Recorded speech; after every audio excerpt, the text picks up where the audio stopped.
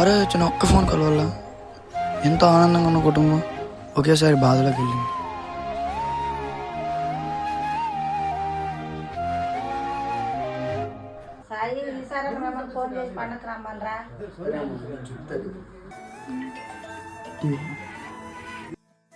Hello అమ్మా, ఈసారైనా పండక్కి ఊరు వెళ్దామా? అమ్మమ్మ ఈ హస్బెండ్ ఆడుతుంది కదా, అది కూడా నేను మర్చిపోయాను. ఎక్కడికైనా కొద్ది రెండా అమ్మమ్మ గురించి ఆమె పరిస్థితి ఏం బాగాలేదు అక్కడ. ఆమెను చూడడానికి ఏం రండి, ఆమె చచ్చిపోతే చివరి చూపు కూడా వస్తారో తెలియదు, అనకూడదు కానీ రెండా.